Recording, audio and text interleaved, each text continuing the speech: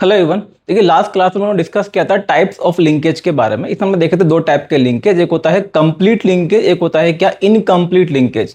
Complete and incomplete. Complete linkage हम उसे बोलते हैं जिसके अंदर बिल्कुल भी क्रॉसिंग ओवर नहीं होता है। इसका मतलब ये है कि यहाँ पे जो भी प्रोजेनी हमें देखने को मिलती हैं वो 100% कैसी होती हैं, पेरेंटल टाइप।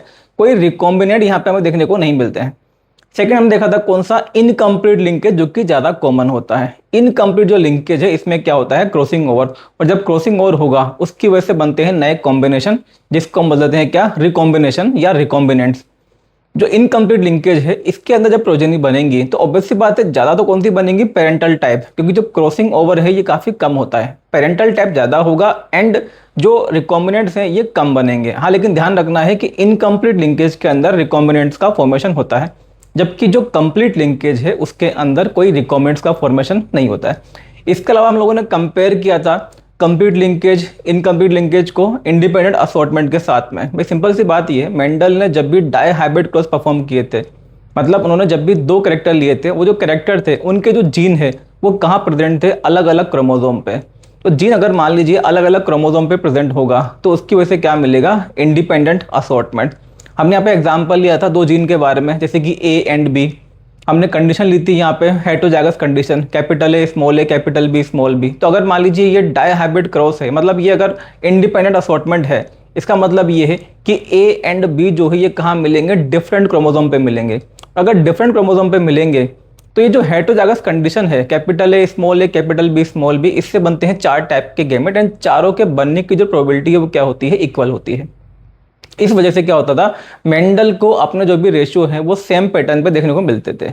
जब डाई हाइब्रिड टेस्ट क्रॉस होगा तो रेशियो क्या आएगा, 1:1:1:1, क्योंकि चारों टाइप के गैमेट के बनने की जो प्रोबेबिलिटी है वो क्या है, सेम है। ऐसे हमने देखा फिर किसके बारे में, कंप्लीट लिंकेज के बारे में। सेम जीनो टाइप से जब हमने देखा कंप्लीट लिंकेज के बारे में, तो वहाँ पे गैमेट केवल कितने टाइप के बनते हैं, दो टाइप के। जब टेस्ट क्रॉस होगा तो रेशियो क्या आएगा वहाँ पे, 1:1। एंड फिर हमने देखा किसके बारे में, इनकम्प्लीट लिंकेज के बारे में। यहाँ भी क्या होगा, अगर जीनोटाइप कैपिटल है small a capital B small B है तो चार टाइप के गैमेट बनेंगे। लेकिन यहाँ पे जो रेशियो, मतलब यहाँ पे चार टाइप की प्रोजेनी तो आएंगी लेकिन चारों इक्वल नहीं आएंगी। दो टाइप की प्रोजेनी ज़्यादा आएंगी जो कि पेरेंटल टाइप होंगी, एंड दो टाइप की जो प्रोजेनी है ये कम आएंगे जिनको हम क्या बोलेंगे, रिकॉम्बिनेंट्स। इसके बाद में कुछ क्वेश्चंस हैं जिनके बारे में हम डिस्कस करेंगे।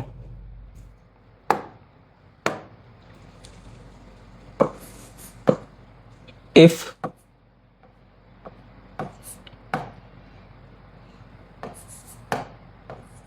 A and B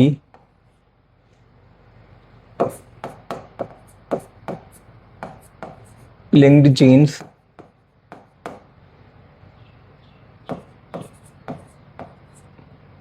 show 20% recombination,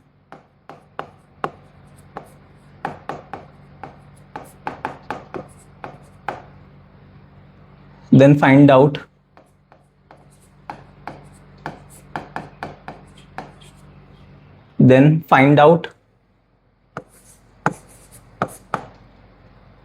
percentage of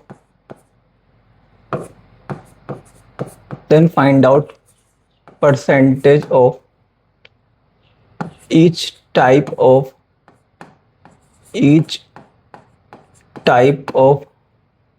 gamete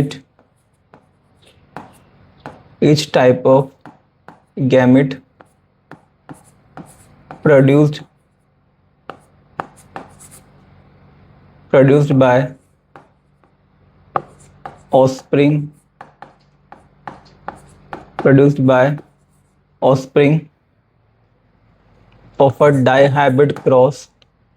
of a dihybrid cross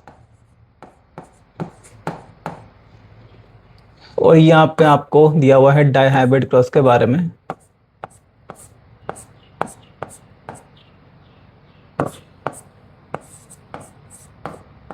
ये है वो डाईहाइब्रिड क्रॉस। क्वेश्चन के अंदर आपको क्या दिया हुआ है, ए एंड बी ये जीन है, और जीन कैसे हैं, ये लिंक्ड जीन है, एंड दे शो 20% रिकॉम्बिनेशन। देखिए जब भी दिया हुआ रिकॉम्बिनेशन, कहने का मतलब ये है कि यहाँ पे क्या होता है, जो टेस्ट क्रॉस है, टेस्ट क्रॉस के अंदर 20% जो रिकॉम्बिनेशन है यहाँ पे देखने को मिलता है। अच्छा, जब 20% रिकॉम्बिनेशन दिया हुआ है, जब रिकॉम्बिनेंट यहाँ पे टर्म आ जाए कि भाई रिकॉम्बिनेशन होता है, तो कहने का मतलब सिंपल सा ये, यहाँ से पहली बात तो आपको ये समझ में आनी चाहिए कि लिंकेज का टाइप क्या है। अगर रिकॉम्बिनेशन हो रहा है, इसका मतलब लिंकेज कौन सा होगा, ये इनकम्प्लीट लिंकेज। मतलब यहाँ पे ए एंड बी के बीच में क्या होता है, क्रॉसिंग ओवर होता है, जिसकी वजह से जो रिकॉम्बिनेंट है उनका फॉर्मेशन होता है। अगर ये होता कंप्लीट लिंकेज, तो यहाँ पे हमें रिकॉम्बिनेशन देखने को नहीं मिलता। तो यहां से आपको ये समझना है A and B linked gene है, एंड कैसे हैं ये इनकम्प्लीट लिंकेज शो करते हैं। Then find out the percentage of each type of gamete produced by offspring of a dihybrid cross. देखिए ये डायहाइब्रिड क्रॉस दिया हुआ है, ये जब क्रॉस होगा तो इनसे आएगी क्या, F1 जनरेशन। तो वो जो F1 जनरेशन है, यानी कि वो जो ऑफस्प्रिंग है, उससे कितने टाइप के गैमेट बनेंगे, और हर एक गैमेट के बनने का जो परसेंटेज है, जो प्रोबेबिलिटी है, वो आपको इसमें बतानी है। तो इसको हम स्टार्ट करते हैं। देखिए यहाँ पे जो क्रॉस लिखा हुआ है, ये प्लस प्लस,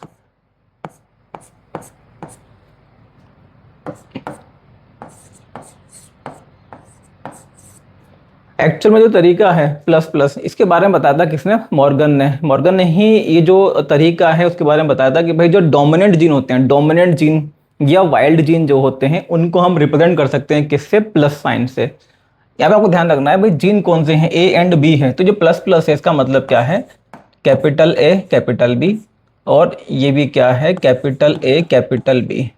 इसको क्रॉस करना है किससे, स्मॉल ए स्मॉल बी, और ये दूसरे क्रोमोसोम पे भी क्या है, स्मॉल ए स्मॉल बी। आपको ध्यान रखना है, हम लिंकेज के बारे में बात करें, लिंकेज के अंदर क्या होता है, जीन को आपको लोकेट करना होता है क्रोमोसोम पे। तो भाई जो एक होमोलोगस पेयर होगा, एक क्रोमोसोम पे कौन कौन से हैं, कैपिटल ए कैपिटल बी, दूसरे पे भी कौन से हैं, capital A capital B, and ये दूसरा पेरेंट है, यहाँ पे एक क्रोमोसोम पे कौन से हैं, small a small b, and जिसका होमोलोगस पेयर है उसके पास भी कौन से हैं, स्मॉल ए स्मॉल बी। इनको क्रॉस करना है। जब इनको क्रॉस किया जाएगा तो इसकी वजह से जो F1 प्रोजेनी है, F1 प्रोजेनी यहाँ पे क्या आएगी, जो F1 प्रोजेनी है ये आएगी एक्चुअल में plus plus and A B, ये आएगी क्या, F1 प्रोजेनी। भाई प्लस प्लस का मतलब क्या है, यहाँ पे डोमिनेंट, जैसे ये है स्मॉल ए का जो डोमिनेंट फॉर्म है उसका आप लिख सकते हो कैपिटल ए, क्या क्या लिख सकते हो, प्लस। ऐसे ये क्या है, स्मॉल बी है, ये रिसेसिव फॉर्म है, तो स्मॉल बी जो है तो रिसेसिव है, इसका जो डोमिनेंट फॉर्म है उसका आप लिख सकते हो कैपिटल बी, या फिर क्या लिख सकते हैं, प्लस। दोनों ही चीज़ आपको पता होना जरूरी है। प्लस का मतलब होता है डोमिनेंट फॉर्म। तो एक्चुअल में या तो इसको आप ऐसे लिखे, या फिर इसको आप कैसे लिखेंगे कि भाई ये है capital A capital B, and दूसरे क्रोमोसोम पे क्या है, स्मॉल ए स्मॉल बी।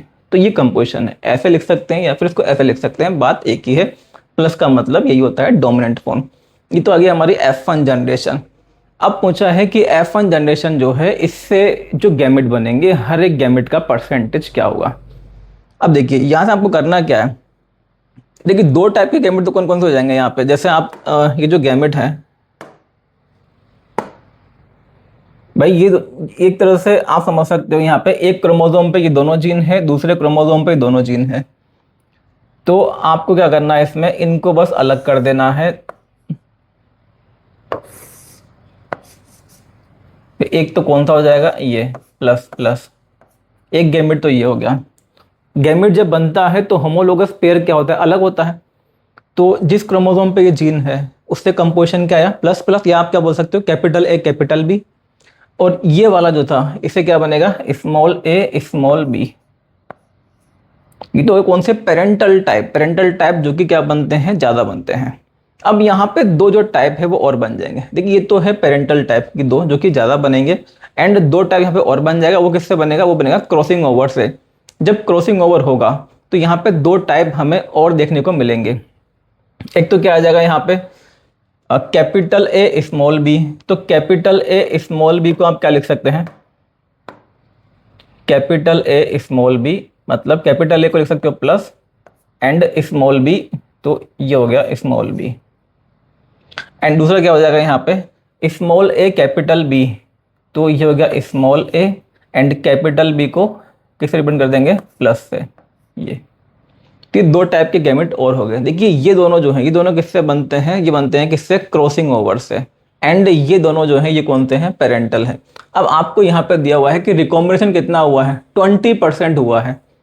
भाई ये दोनों कौन से हैं, ये क्रॉसिंग ओवर से बने हैं, यही क्या है एक्चुअल में, रिकॉम्बिनेंट है। मतलब ये दोनों के बारे में दिया हुआ है कि दोनों का जो परसेंटेज है कितना है, टोटल 20% है। दोनों का मिला के 20% है। जब दोनों का मिला के 20% है तो ऑब्वियस सी बात है हर एक का कितना हो जाएगा, ये दोनों का मिला के 20% दिया है तो ये हो जाएगा 10% एंड ये हो जाएगा कितना, 10%। जब इन दोनों का मिला के आपको दिया हुआ है 20%, मतलब ये है कि जो पेरेंटल टाइप बचा है, पेरेंटल टाइप कितना होगा 80%। एंड जो पेरेंटल टाइप है उसमें दो टाइप है, एक तो ये है और एक ये है। तो 80 का आप हाफ हाफ कर देंगे, यानी कि ये हो जाएगा 40% एंड ये हो जाएगा क्या, 40%। तो क्वेश्चन खैर काफ़ी यहाँ पे सिंपल होता है, ज़्यादा कुछ करना नहीं होता है। 20% रिकॉम्बिनेशन दिया है तो आपको ये पता करना है कि भाई कौन से जो गैमेट हैं वो बन रहे हैं क्रॉसिंग ओवर की वजह से, जो नए कॉम्बिनेशन बनेंगे। तो ये दो टाइप के गैमेट बनेंगे क्रॉसिंग ओवर की वजह से, ये होंगे रिकॉम्बिनेट। टोटल क्या है 20% है, हर एक का निकालोगे तो कितना हो जाएगा, 10 और 10 हो जाएगा। जब 20% रिकॉम्बिनेशन है इसका मतलब बाकी का 80% क्या होगा, पेरेंटल होगा।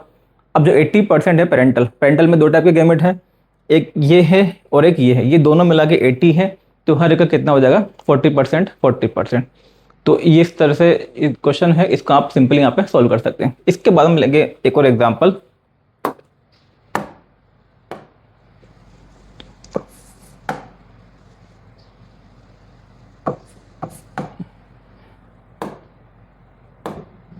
इसमें आपको लिखना है if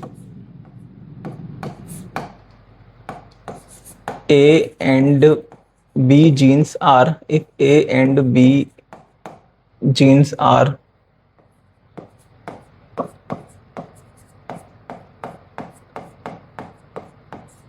completely linked, if A and B genes are completely linked,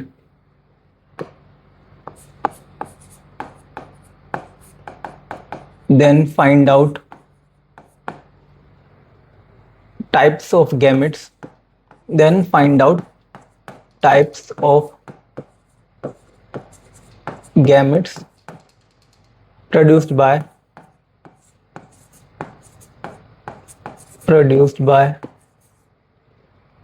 following genotypes, produced by following genotypes, following genotypes। और फर्स्ट इसमें हम लेंगे, आपको जीनोटाइप दिया हुआ है, मान लीजिए capital A, capital A, capital B, capital B, capital C, capital C. Second दिया हुआ है आपको capital A, capital A, capital B, capital B, capital C, small c. Third आपको दिया हुआ है इसमें capital A, capital A, capital B, small b, capital C, small c. And last ले लेते हैं इसमें, एक आपको दिया हुआ है capital A, small a, capital B, small b, capital C, small सी। अब यहाँ पे ध्यान नहीं रखना है, डायरेक्ट यहाँ पे 2 की पावर n जो है वो फॉर्मूला हम नहीं लगा सकते, क्योंकि जो कंडीशन है A एंड B जो जीन है वो कैसे हैं, कंप्लीटली लिंक्ड है। A एंड B के बारे में दिया हुआ है कि क्या शो करते हैं, कंप्लीट लिंकेज। C के बारे में कुछ नहीं दिया, सी के बारे में जब कुछ नहीं दिया है, जिसके बारे में कुछ नहीं दिया हो उसको हम क्या मान के चलेंगे, असॉर्टमेंट, कि भाई वो जो जीन है वो डिफरेंट क्रोमोसोम पे प्रेजेंट है।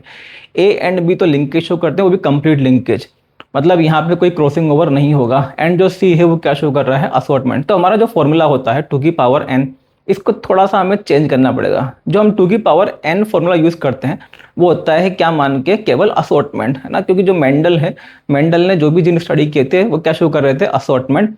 तो वहाँ पे तो फॉर्मूला काम कर जाता है, लेकिन यहाँ पे वो काम नहीं करेगा। कुछ में काम कर जाएगा खैर, लेकिन वो सही तरीका नहीं होगा। कुछ कुछ जगह आप देखेंगे 2 की पावर n से जो आपका आंसर आएगा वो यहाँ पे गलत हो जाएगा, क्योंकि यहाँ पे दोनों कंडीशन प्रेजेंट है। तो थोड़ा सा जो फॉर्मूला है उसको मॉडिफाई करेंगे। देखिए हमारा जो फॉर्मूला क्या होता है, यहाँ पे फॉर्मूला क्या था हमारा, 2 की पावर n, ये फॉर्मूला था।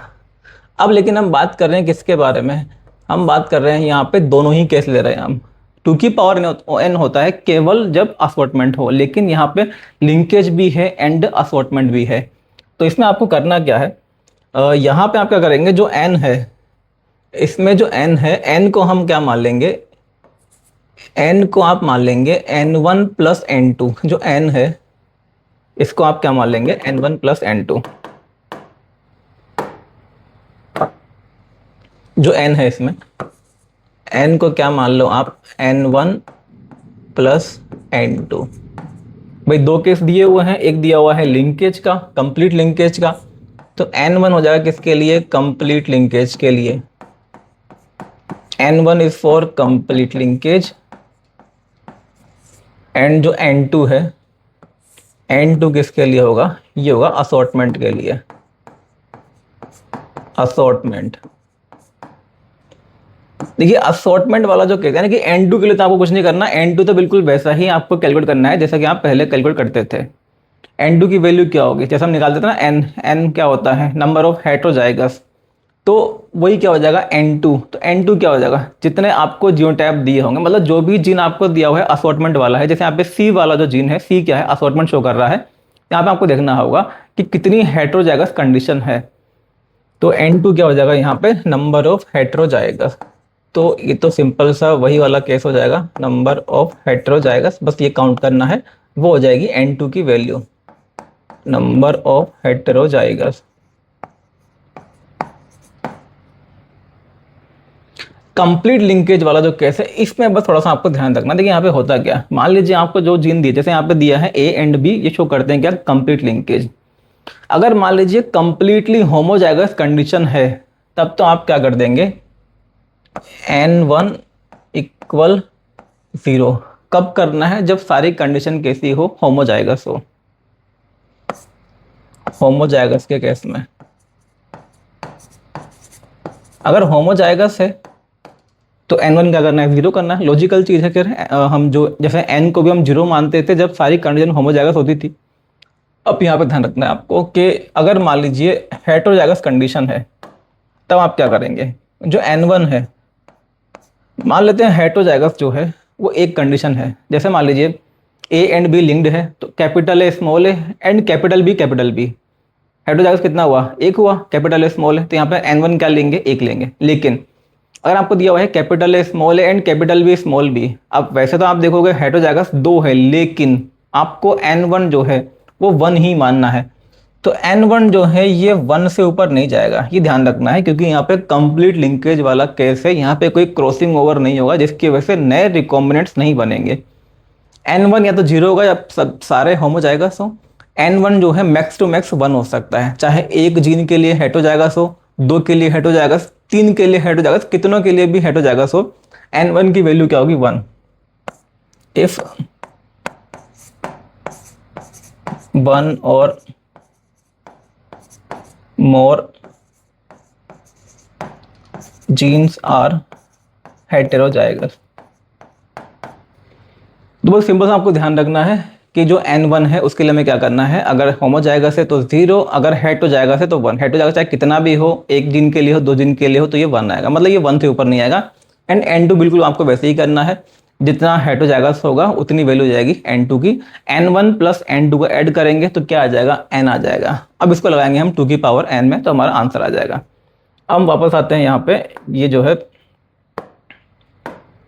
देखो A एंड B जो है, ये तो कौन से वाले केस है, A एंड B वाले केस तो हैं ये कंप्लीट लिंकेज वाले, एंड C को हम क्या मानेंगे यहाँ पे, असॉर्टमेंट। तो पहले वाले केस में आप देखोगे जो n1 है, n1 की वैल्यू कितनी आएगी यहाँ पे, सब कैसे हैं होमोजाइगस, तो n1 कितना हो गया, 0 हो गया। एंड n2 ये भी कैसा है, होमोजाइगस, तो n2 भी कितना हो गया, 0 हो गया। तो 0 प्लस 0 तो फिर 0 ही हो गया यहाँ पे, यानी कि n कितना हो गया, ये 0। तो 2 की पावर n लगा देते हैं हम, यानी कि 2 की पावर 0 लगाएंगे तो क्या हो जाएगा, 1। इससे बनेगा एक टाइप का गैमेट। अब इस पर जाते हैं, यहाँ पे ये होमोजाइगस है तो यहाँ पे भी n1 क्या है, 0। अगर होमोजाइगस है तो n1 0 ही रखना है। एंड जो C है ये क्या है, हेटेरोजाइगस है, तो n1 क्या हो जाएगा यहाँ पे, सॉरी n2 क्या हो जाएगा यहाँ पे, n2 जो है वो हो जाएगा कितना, 1, क्योंकि एक हेटेरोजाइगस कंडीशन प्रेजेंट है। ये है हेटेरोजाइगस कंडीशन, n2 इक्वल 1। तो n की वैल्यू क्या हो गई, 0 प्लस 1 कितना हो गया, ये 1। तो 2 की पावर n फॉर्मूला होता है, यानी कि 2 की पावर 1, तो गैमेट कितने बनेंगे, इससे 2 टाइप के बनेंगे 2। अब हम इस पर जाते हैं ए एंड बी के लिए। यहाँ पे देखिए n1 की जो वैल्यू है, एक हेटेरोजाइगस में, भाई एक हेटेरोजाइगस हो या चाहे एक से ऊपर हो, आपको n1 कितना लेना है, 1 लेना है। अगर एक भी हेटेरोजाइगस आ गया तो 1 ले लेना है बस। सी जो है ये भी हेटेरोजाइगस है, यानी कि जो n2 है ये भी कितना आएगा हमारा, 1 आएगा। तो 1 + 1 कितना हो जाएगा, 2। n हो गया कितना, 2। तो 2 की पावर n, 2 की पावर 2 कितना हो गया, ये 4। ये बनेंगे 4 टाइप के गैमेट। अब इसमें अगर हम चेक करते हैं, यहाँ पे हम देखेंगे, देखिए हेटेरोजाइगस कंडीशन दो दी है, लेकिन आपको पता है ये कंप्लीट लिंकेज वाला केस है, एंड कंप्लीट लिंकेज के केस में आप n1 से ऊपर नहीं ले पाएंगे, क्योंकि यहाँ पे कोई रिकॉम्बिनेंट नहीं बनते हैं, इसलिए n1 तो आपको एक ही लेना होगा। है एक्चुअल में क्या, यहाँ पे 2 हेटेरोजाइगस, बट n1 कितना लेना है, 1 लेना है। सी के लिए एक हेटेरोजाइगस है, तो ये n2 = 1, n कितना हो गया, ये 2 हो गया। 2 की पावर n, तो 2 की पावर 2 कितना हो गया, ये 4। तो ध्यान रखना आपको, जैसे ये वाला जो केस है, अगर मान लीजिए ए बी एंड सी, ये होता है कौन सा, असॉर्टमेंट वाला केस। तो असॉर्टमेंट वाला जो कम केस लेते थे यहाँ पे, मतलब यहाँ पे कुछ लिंकेज अगर नहीं होता, फिर तो ये जो कंडीशन है, हम यहाँ पे क्या देखते हैं, 2 की पावर n, 3 यहाँ पे हेटेरोजाइगस है, तो 2 की पावर 3 एंड गैमेट कितने बन जाते हैं, 8 टाइप के। लेकिन यहाँ पे कितने बने हैं, 4 टाइप के बने, ध्यान रखना है, क्योंकि ए एंड बी के बीच में क्या है, कंप्लीट लिंकेज है। तो ये चीज़ आपको ध्यान रखनी है, जब कंप्लीट लिंकेज है उसके केस में आपको इस तरह से निकालना है, मतलब कंप्लीट लिंकेज एंड असॉर्टमेंट दोनों को अगर मिक्स दिया हुआ है, तो आप जो फॉर्मूला है उसको इस तरह से मॉडिफाई करेंगे एंड इस तरह से इनको सॉल्व कर सकते हैं। शुरू में हो सकता है आपको लग रहा हो कि थोड़ा सा n1 + n2 क्या है, मतलब आप 1-2 क्वेश्चन की जब प्रैक्टिस करेंगे तो काफ़ी आपके लिए ईजी हो जाएगा। ठीक, तो ये होता है इसमें गैमेट के प्रोडक्शन के बारे में। आज के लिए इसको हम यहीं तक रखते हैं, कुछ और चीज़ें इसमें हम देखेंगे नेक्स्ट क्लास में।